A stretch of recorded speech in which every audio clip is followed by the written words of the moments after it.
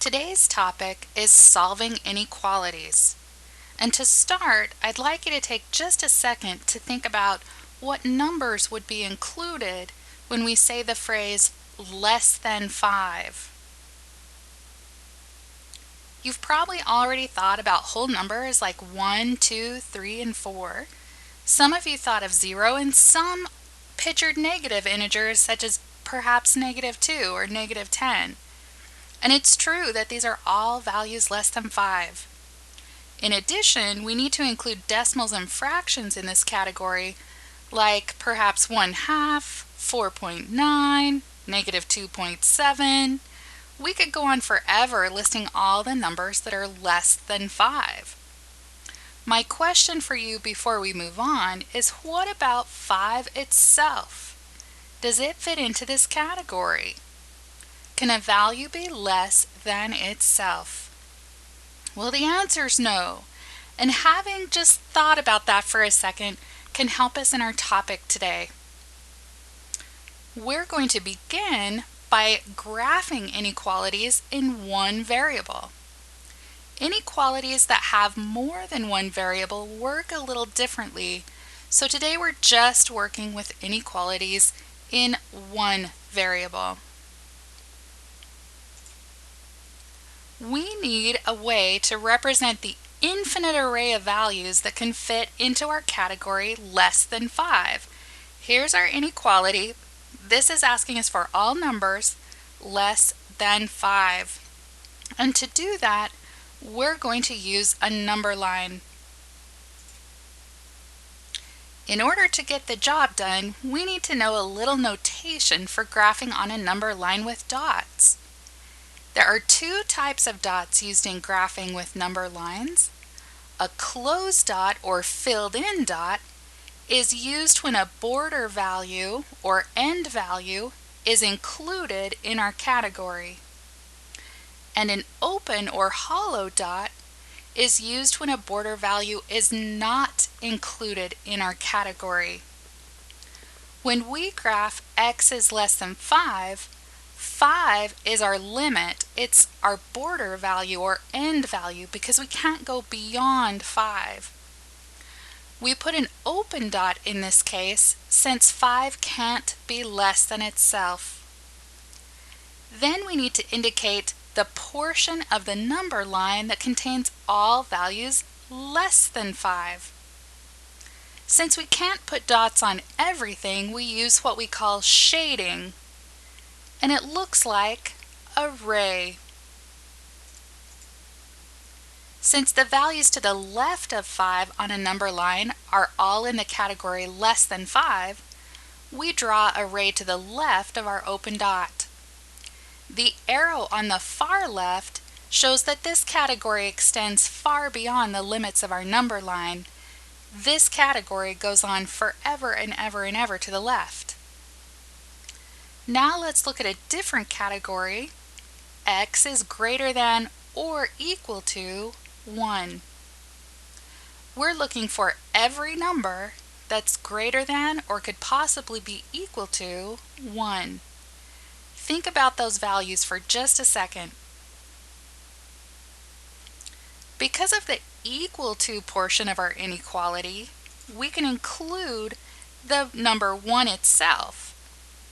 So we're going to put a solid dot on our border value of 1. And then which side of the dot are we going to shade this time?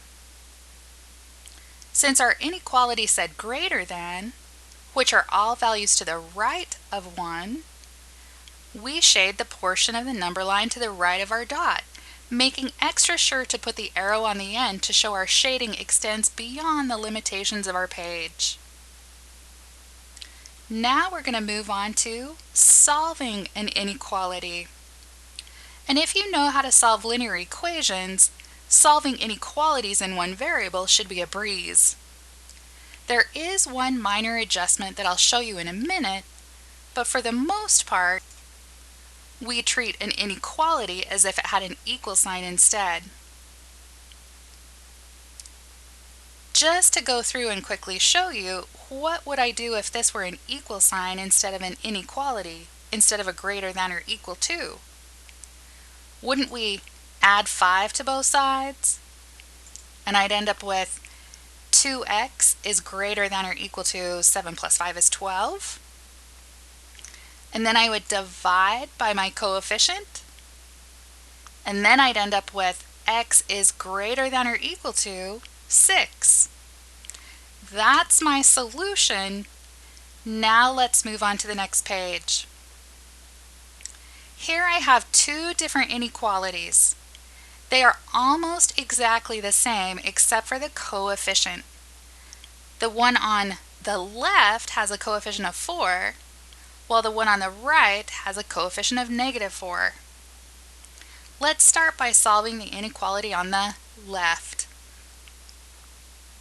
Just like in an equation, we're going to add or subtract before we divide, so I'm going to start by subtracting 2 from both sides of the inequality. That's going to leave us with 4x is greater than 12. Then we divide by our coefficient of 4, and we end with x is greater than or equal to 3. It's always important, just like in equations, to check our solution using substitution, but to check an inequality, we don't use our solution itself. We're not going to use 3 this time.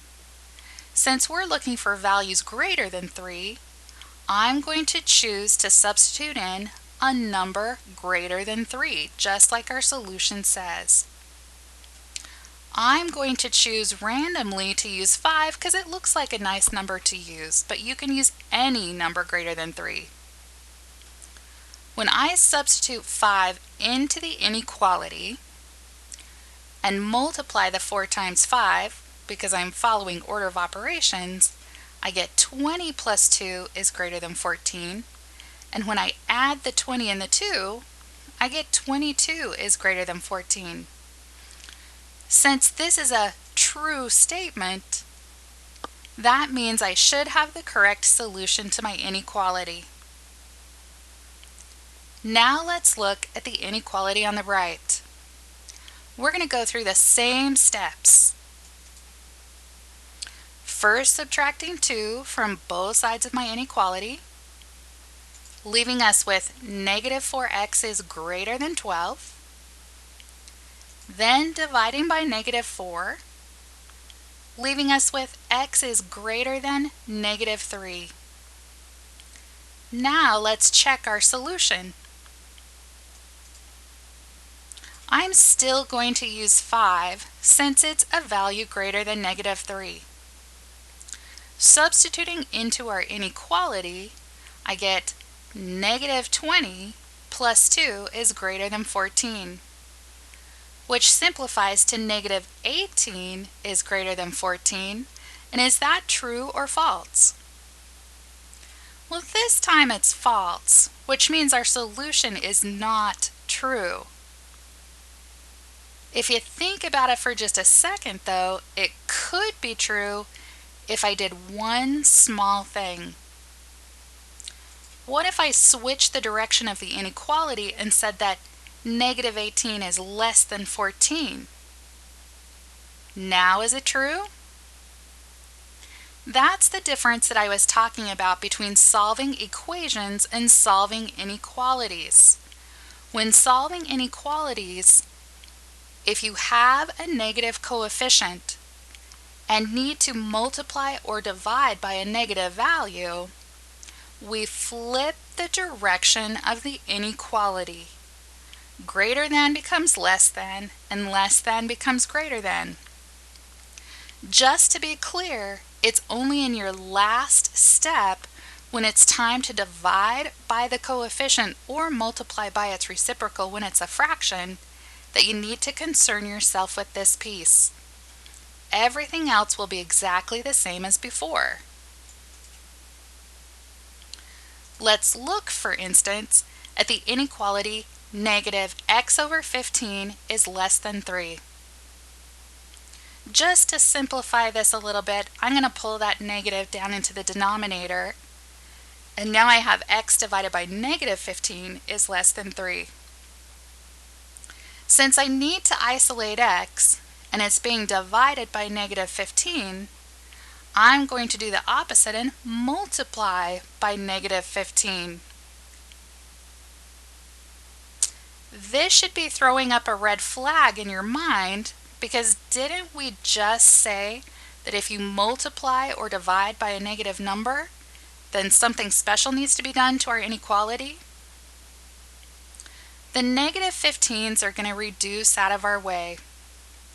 And on the right hand side, we can multiply 3 and negative 15, and that's going to give us negative 45. But since we multiplied by a negative number, my inequality is going to switch from being a less than to being a greater than. And I end up with x is greater than negative 45. Now, usually with inequalities, when you solve inequalities with one variable, you're going to be asked to graph your solution.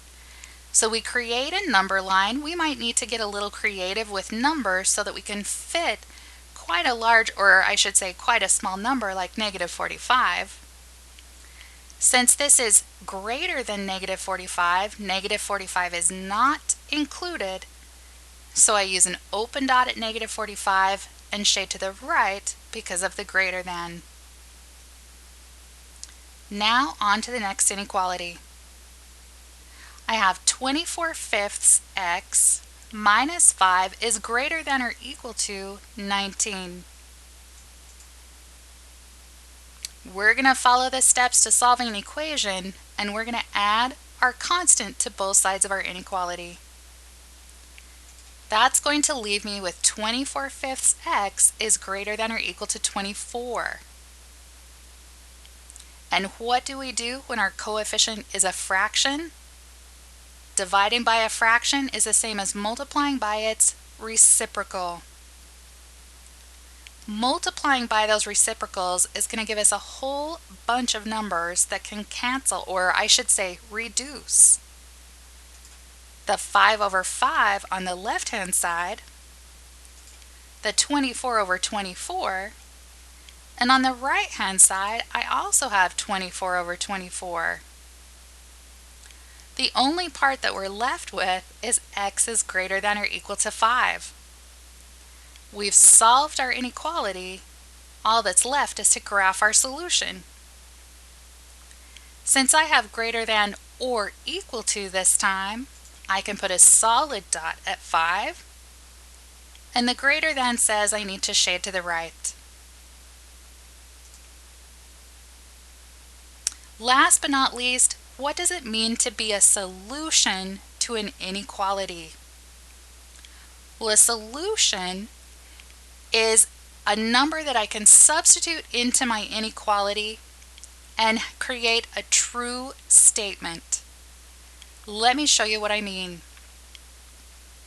If I'm asked to determine whether 13 is a solution to the inequality x minus 5 is greater than 3, I substitute 13 into the inequality for x. Simplifying my inequality leaves me with 8 is greater than 3. True or false? Since that's a true statement, I can say yes, 13 is a solution to this inequality.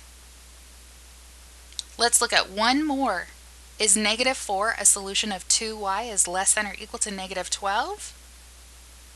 When I substitute negative 4 in for my variable and simplify my inequality, I find that negative 8 is less than or equal to negative 12. Now, if these were positive numbers, this would be true. However, don't forget that negative numbers are a little bit tricky. Sometimes you need to look on the number line to determine if this is a true statement when using negative numbers. Numbers to the left on the number line are smaller. So in this case, negative 8 is not less than negative 12. This is a false statement, and negative 4 is not a solution to this inequality. I think that about wraps it up for today. I hope you have a fantastic day, and I'll see you next time.